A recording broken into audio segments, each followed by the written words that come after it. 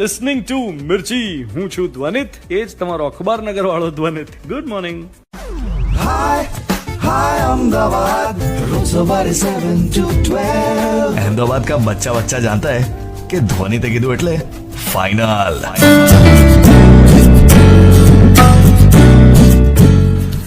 મિર્ચી morning. મેં તો પહેલા જ કીધું તું, મને તો ખબર જ હતી આવા ટાઈમે દુકાનો ખોલાય જ નહીં ને. દુકાન ખોલવાની કે પરમિશન અપાતી હશે? અરે ઇન્ફેક્શનની પોસિબિલિટી કેટલી બધી વધી જાય. દુકાન તો ખોલાય જ નહીં, બહાના મળી જાય બધાને બહાર નીકળવાના. 3 મે સુધી લોકડાઉન છે તો બધા પાલન કરો ને ભાઈ. આવું બધું ગઈકાલે તમારા ઘરમાં કોક ને કોક તો બોલ્યું જ હશે.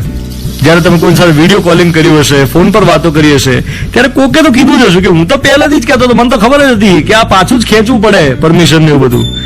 અને કોઈ નહીં બોલ્યું હોય ને તો તમે એકલા મનોમન સ્વગત આ બોલ્યા જ હશો.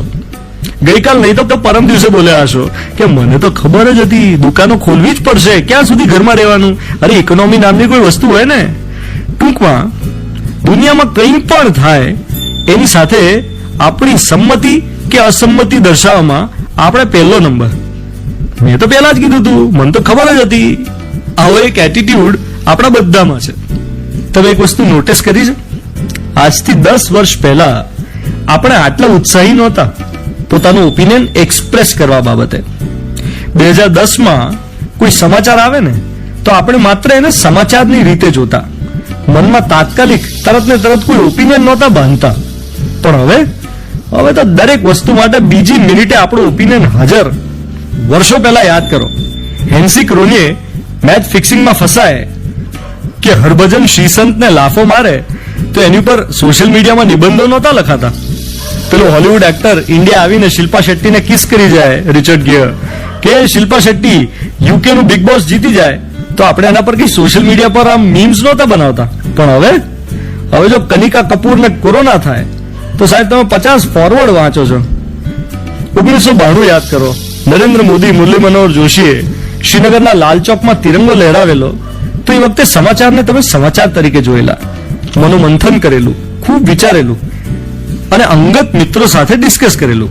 પણ હવે પાલઘર હોય કે શાહીનબાગ, દરેક ઘટના પછી ત્વરિત ઇમિડિયેટ રિએક્શન, અને એ પણ અગ્રેશન વાળું, કાં તો ફેવરમાં કે અગેન્સ્ટમાં, અને એ પણ સોશિયલ મીડિયામાં સાવ અજાણ્યા લોકો સાથે બથોડા લેવાના, ડિશુમ કરવાના. અરે થાક નથી લાગતો?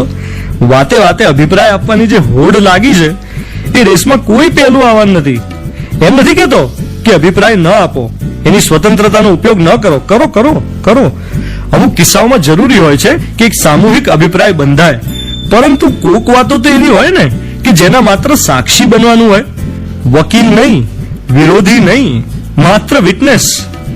દુનિયામાં દરેક વસ્તુ પર ઓપિનિયન આપવા જશો ને તો ખર્ચાઈ જશો, જીવશો ક્યારે? દુનિયામાં દરેક વસ્તુ પર રિએક્ટ કરવા બેસીએ તો 24 કલાક ઓછા પડે. ઘટનાઓ તો ઘટ્યા જ કરે, નદીઓમાં લહેર આવ્યા જ કરે.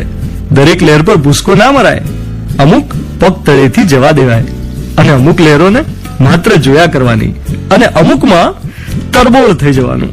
હવે કઈ લહેરોને જવા દેવી ને કઈમાં તરબોળ થવું એ તમે જાણો.